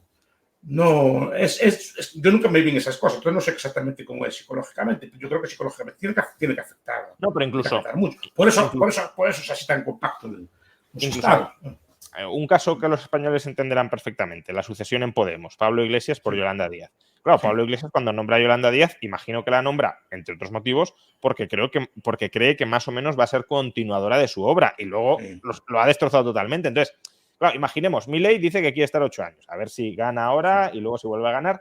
Pero claro, al cabo de 8 años, aunque no le haya cogido apego al poder, si le tiene apego a los principios, también se planteará, si me voy yo, a ver quién entra ahora y a ver si toda mi obra política exitosa, claro, porque si está 8 años ha tenido que ser exitoso, si no se lo habrá encargado políticamente antes, a ver si toda mi obra política exitosa se la va a derruir la persona en la que yo confío, pero claro, cuando tenga manos libres, una cosa es que confíe en ella como mi subordinado y otra que confíe en ella cuando ya no sea mi subordinado y tenga manos libres. Porque en política tienes que acabar con quien te puso.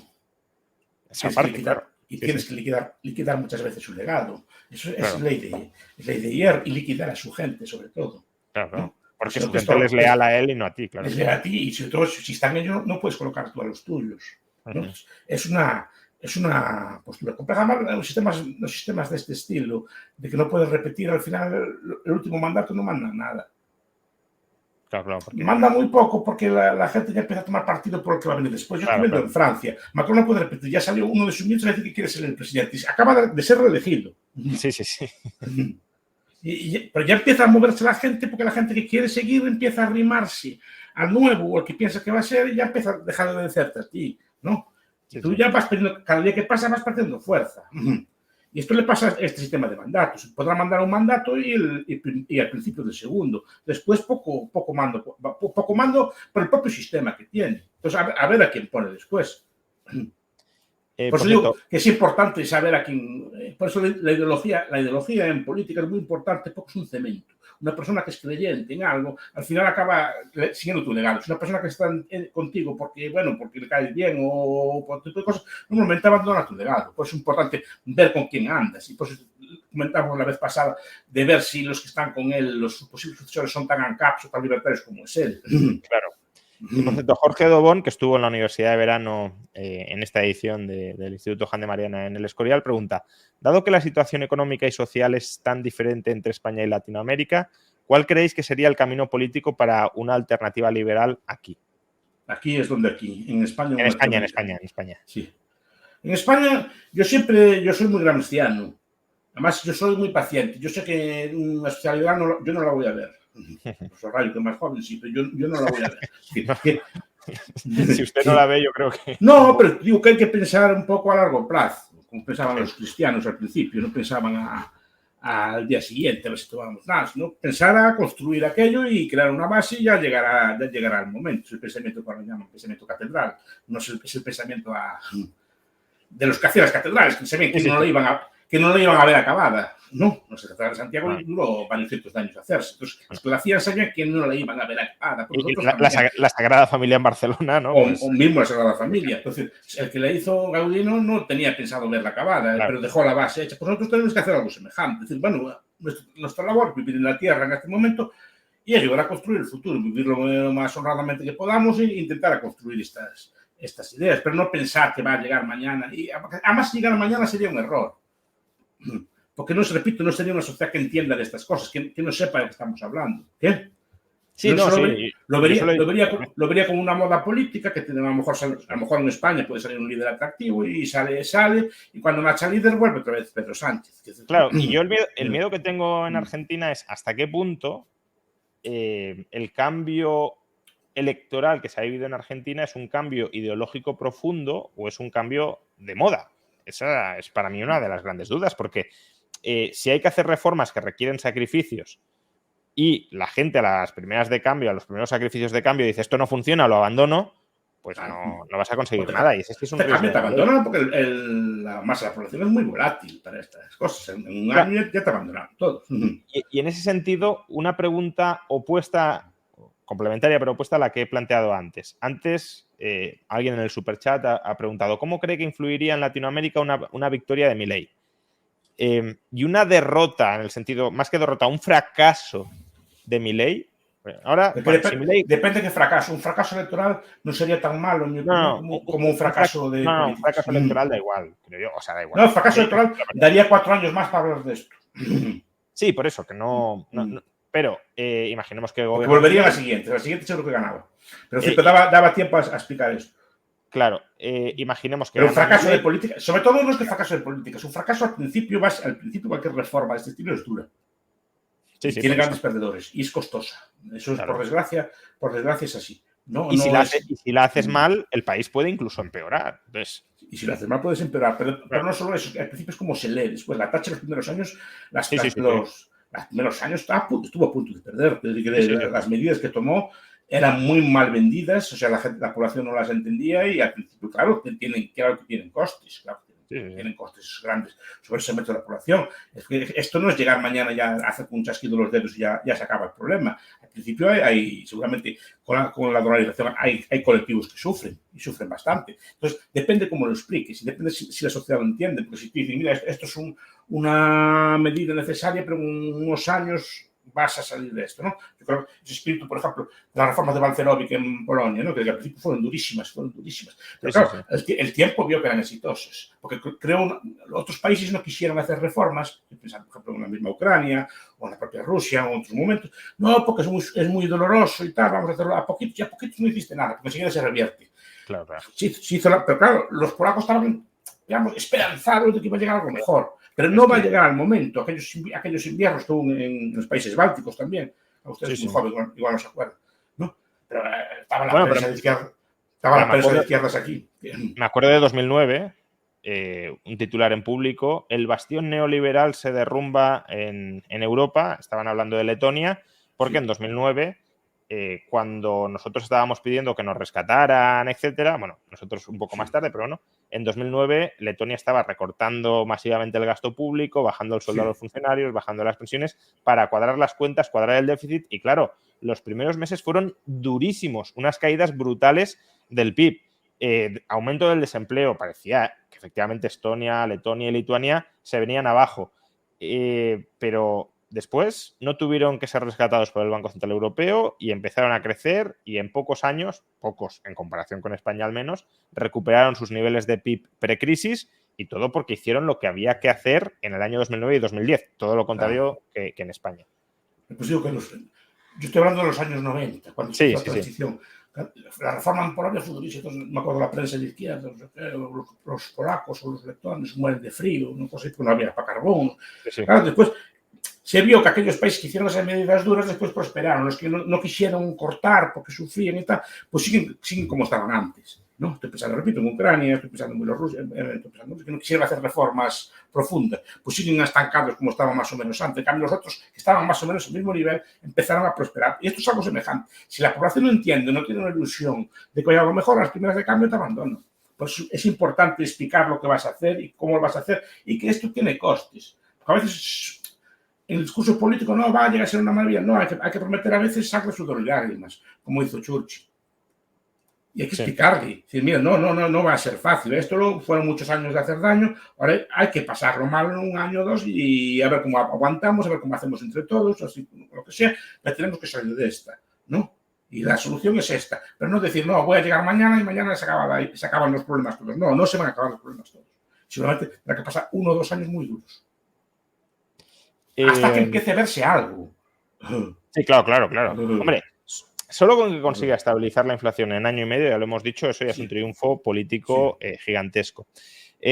Bueno, una pregunta un tanto extraña por la forma de formularla, pero ¿cuál cree que son los enemigos de la libertad en España? Y si puede nombrar de los cuales sospecha. Por ejemplo, el dueño de ACS, es decir, Florentino Pérez, PP-PSOE, Radio Televisión Española. ¿Qué poderes fácticos y no tan fácticos son los que de alguna manera dificultan la penetración de ideas liberales? No me gusta echarle la culpa a los poderes fácticos, que los hay seguramente, ¿no? Me echan la culpa a mí mismo, me echan la culpa en todo caso a nosotros. Tenemos que también saber explicarlo bien y trabajar y estudiar más, ¿no? Y hacer de vez en cuando algún sacrificio, decir, pues vamos a estudiar este tema mejor, vamos a comunicarlo mejor, vamos a explicar un poco mejor, ¿no? Pero el enemigo de la libertad no hay un enemigo así concreto. De hecho, estamos hablando tranquilamente aquí en nuestro foro. A mí no me gusta tampoco hacerme la víctima.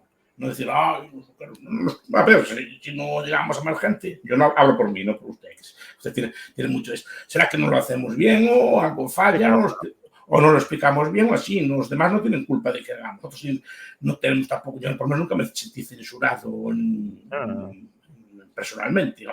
Puede quedar mejor o peor, pero honradamente ni en la universidad, ni en mi trabajo, ni en los medios, yo nunca tuve problema ninguno. Claro. No, aparte digo, ¿será que yo que no me explico bien? Es verdad que los liberales tenemos ciertas desventajas competitivas frente a otros poderes más establecidos que tengan muchos más altavoces, pero también tenemos ventajas. Tenemos un discurso distinto del statu quo. El statu quo también se tiende a dormir porque una vez eres absolutamente dominante, ¿para qué vas a estar defendiéndote continuamente? Entonces, al final es una batalla ideológica en la que tienes algunas ventajas y algunas desventajas y has de saber aprovechar tus ventajas. Y si no tienes éxito, yo también coincido en eso, no tienes que atribuirlo a que hay una especie de conspiración internacional que impide que tus brillantes ideas triunfen. Es que, al menos en sociedades donde más o menos se respeta la libertad de expresión y de comunicación, pues que no estás persuadiendo adecuadamente al personal, ¿no? Y eso se además, fenómenos como este de Milei son muy importantes porque te sacan palabras nuevas. Por ejemplo, yo vi la primera vez que vi en la prensa, en primera página, la palabra capitalismo. Sí. En la prensa, en un periódico de tirada nacional, aparece esa palabra, anarcocapitalista. Sí. Cuando yo decía anarcocapitalista hace 5 años, la gente se reía o no sabía qué era eso. No, es que, sí. En foros fuera de fuera de los nuestros, ¿no? Es decir, una conferencia o como presentaban o así. La gente no sabía qué era eso, le parecía una cosa extraña, porque supongo que para el Legos es una cosa extraña. ¿No? Sí, claro, sobre todo para el anarquista de izquierdas, anarcocapitalismo es una contradicción en términos, claro. Claro, es para que no está metido en nuestros debates, les parece una cosa extraña, y a veces incluso no. Pero es tienen que hablar de esto. Sí, tienen les gusta, que buscar a ver qué es eso. Tienen que, ahora hasta vi a Rothbard en periódicos. Sí. No, digo, lo vi citado porque sigue este señor, tal. Lo vi en medios, tal. Eso no tiene precio. Porque ahora tienen que buscarlo. Al periodista dice, mira a ver qué es eso. No. Aunque lo critiquen, mira a ver qué es eso que están haciendo, a ver a qué se dedican. Pues tienen que andar a buscar, tienen que andar a... Yo digo que una idea empieza a triunfar. Por ejemplo, cuando empiezo a ver, por ejemplo, los libros de Slobodian, ¿no? ¿Quién es Slobodian? El globalista, que son libros contra mí, no como los suyos, desde otra perspectiva. Sí. ¿No? Y además de mala fe, los libros. Y de mala fe. Pero quiero decir, cuando empieza a haber crítica académica organizada es que esto está subiendo. Hombre, claro, sino para que lo... No, es que antes no había ninguna. Yo digo, a ver qué críticas hay. No había autores críticos, no había nadie que se molestara en escribir un libro criticando.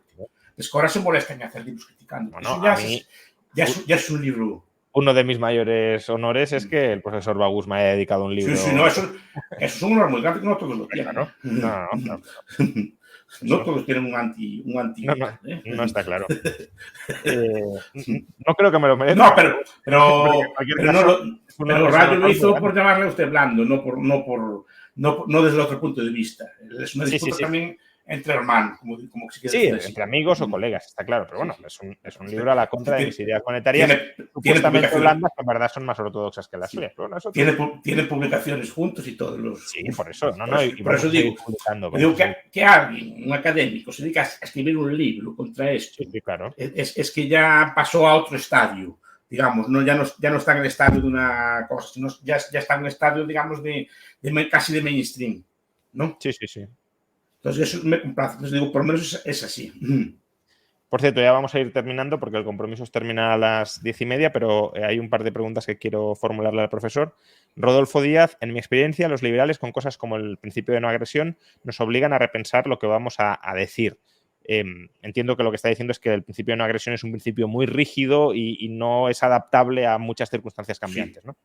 Tenemos una línea ética muy delineada, mientras que la izquierda es muy flexible en sus principios. A ver, según qué izquierda, la izquierda ortodoxa también tiene sus... La izquierda marxista no es demasiado... A ver, la izquierda convencional y la derecha convencional tampoco es que sean muy ortodoxos. Normalmente las personas que tienen como una ideología más o menos dura tienden a ser bastante más consecuentes, piensan más lo que dicen, etcétera, porque están siguiendo, digamos, un modelo.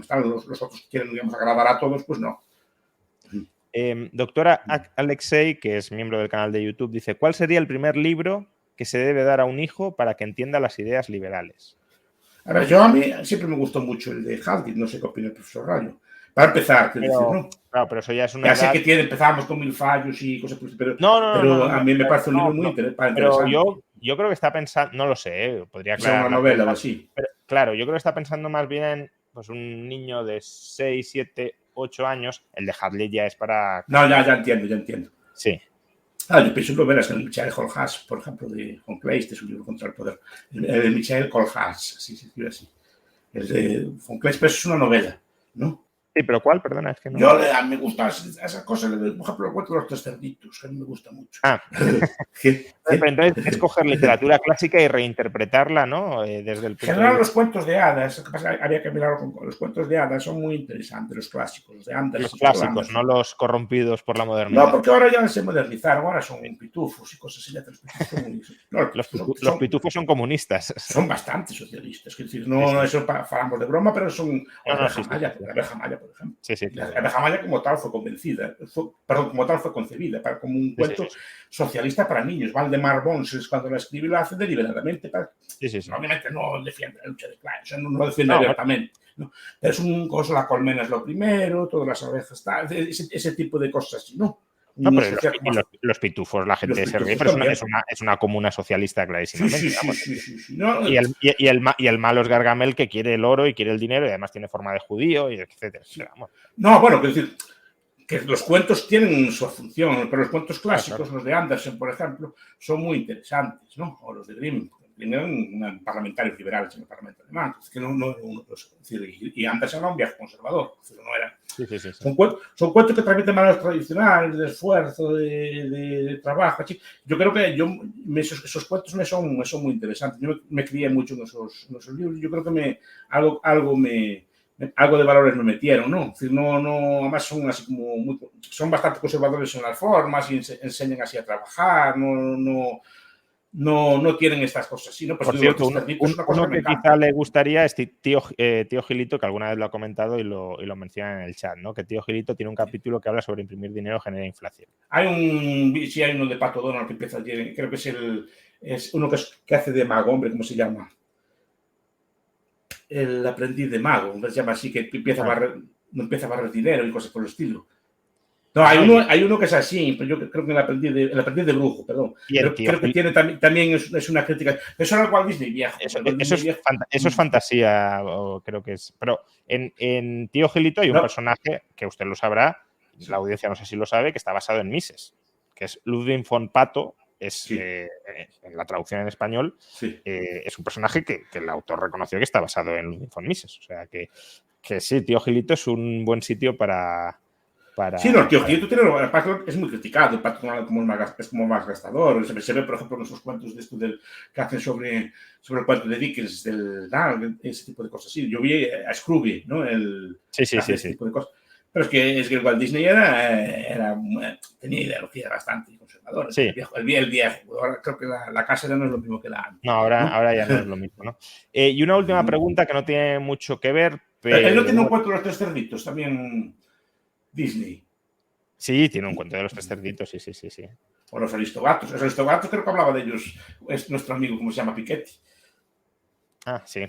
Piketty al final de Capital del siglo XXI habla del Aristogato. Creo que no le gusta mucho porque la gata le enseña valores de orden y conservadores a los gatitos pequeños, ¿no? Por eso digo, es interesante que los Aristogatos, que a mí me gustaban mucho también. Claro, pero esos cuentos ya no los hay. Supongo que si refiere al libro, yo recomiendo los cuentos de hadas, así, tradicionales, los que había antes. Incluso algunos libros de fábulas de estos que había. Y la última pregunta, que está un poco desligada, pero Álvaro Fernández Marín pregunta: tengo dudas sobre mi futuro profesional. Me llama bastante la docencia e investigación académica. ¿Podrían explicarlo un poco y darme algún consejo? A ver, entiendo que cómo entrar en la academia y cómo pues, ir ascendiendo en la... Primero ¿no? A ver, creo que tenemos carreras parecidas pero distintas, en épocas distintas. Sí. Yo, a ver... A mí me gustaba estudiar, me gustaba mucho leer, entonces lo que hice fue hablar con un profesor de mi facultad, con Sevilla, a ver, yo quería seguir estudiando y él ya me iba diciendo, pues si había opción, no había opción, y me iba viendo, así como sentaba antes, ¿no? Y te iba guiando en el proceso, pues preséntate a esta plaza, preséntate a este concurso, publica, me iba diciendo todos estos procesos, ¿no? Y me fue enseñando, digamos, de forma tácita. Yo, si tiene interés, yo empezaría así. Si tiene algún profesor de su agrado, pregúntele cómo se hace. Un mentor, ¿no? Un mentor. Sí, un mentor, porque este es un oficio que, aunque está burocratizado, no es burocrático. En el sentido de que, bueno, pues hay que ver si vale o no vale, si le gusta esto o no le gusta, y hay que probarte un poco, ¿no? En el sentido de ver lo que quieres sacar una posición o quieres estudiar, claro, quieres hacer algo, ¿no?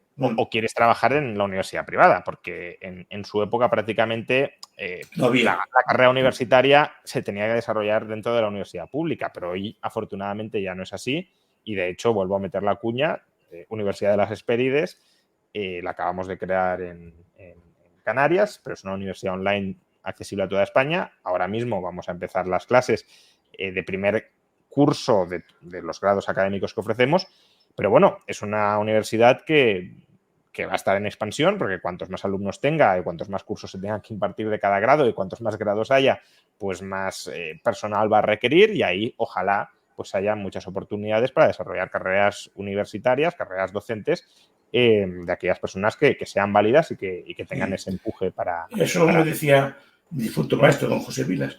Me decía, mira, quien quiere ser profesor universitario lo es, pero tiene que querer serlo.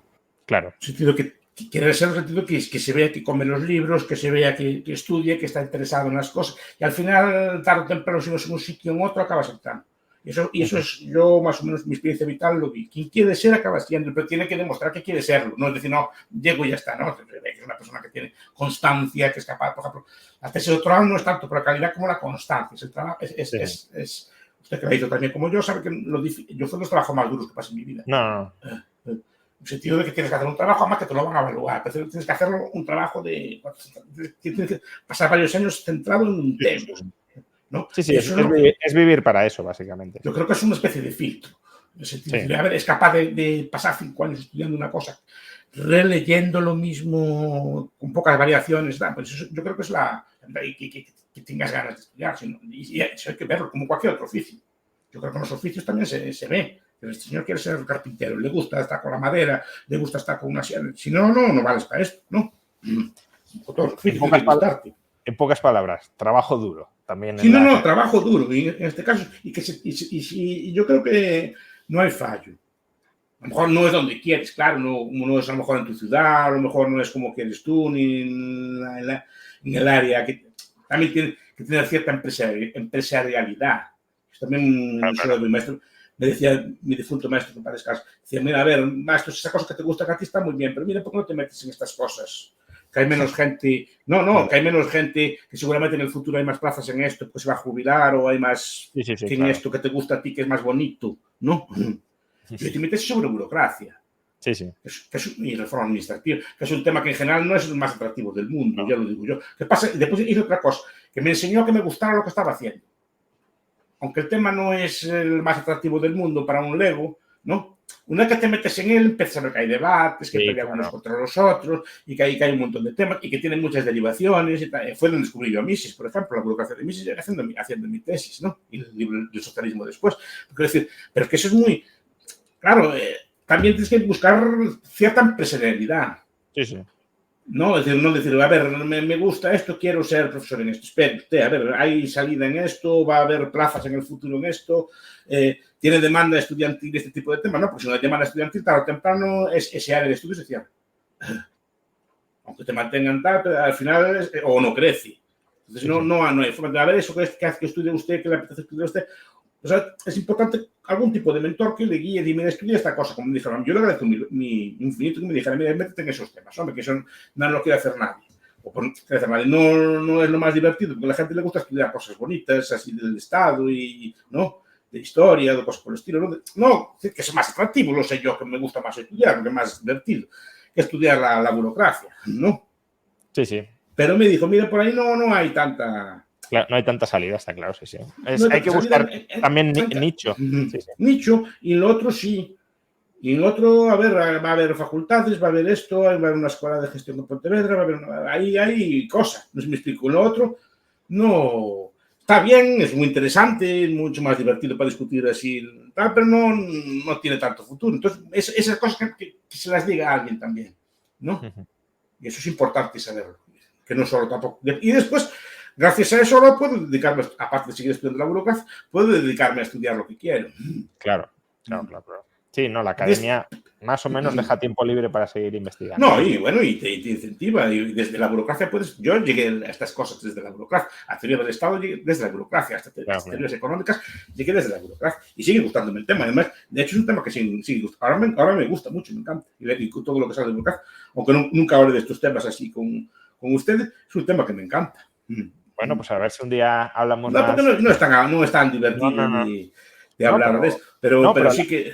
La burocracia es, yo creo, uno de los grandes desconocidos del Estado, ¿no? Porque nos fijamos siempre en la clase política y la burocracia tiene muchísimo poder, tanto para impulsar como para frenar la clase política. De eso iba en mi tesis, del poder que ejercen los burócratas, cómo los burócratas cambian las políticas y cómo frenan políticas. Claro, ¿no? Sí, exactamente. Sí. Pues un día... Se piensa, no, es un tema, digo, más aburrido, no es una literatura. Bueno, yo creo que es muy interesante porque muchas veces, por ejemplo, en el caso de Milei, lo veremos, aunque gane las elecciones y tenga poder, si la burocracia no rema a su favor, va a fracasar. Entonces, pero la burocracia nunca se enfrenta, nunca le dice que no, simplemente no hace las cosas.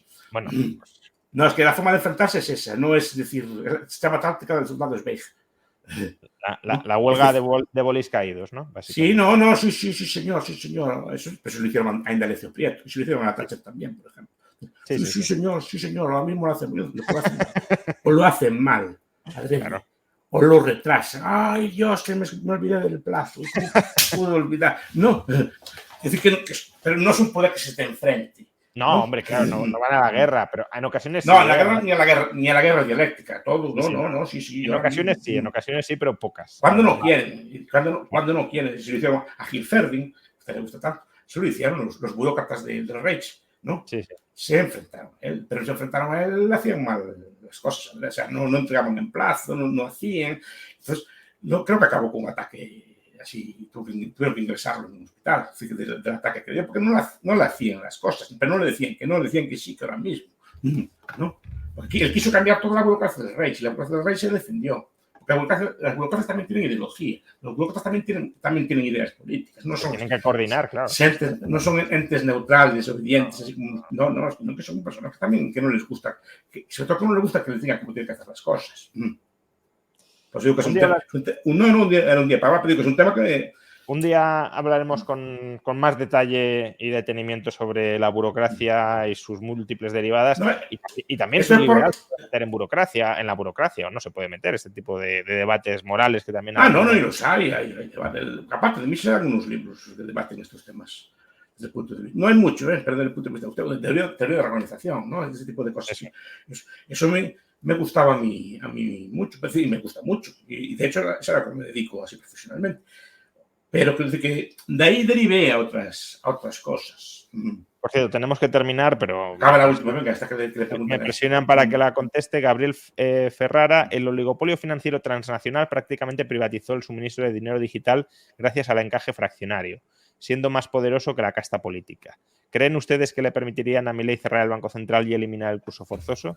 Yo no sé qué será un oligopolio financiero transnacional, supongo que puede haber algo de eso, pero esos oligopolios muchas veces están respaldados por los estados, no son un oligopolio privado. Es decir, sí, claro. El FMI, el Banco Mundial, estas cosas así que quita, es que yo sepa, no son entes que hagan mercado libre, son entes creados políticamente que dicen aplicar políticas neoliberales, que eso es muy distinto, ¿no? Pero no es un órgano de libre mercado. Yo creo que la banca, repito, que no tiene tanto poder como dice la gente. Yo cuando nacionalizaron, Mitterrand no cayó porque es mala política privatizar. Normalmente los bancos se privatizaron en muchos sitios del mundo. Pero se estatalizaron en muchos sitios del mundo. Y no pasa nada porque al final... Eso fue Gil Ferdinand.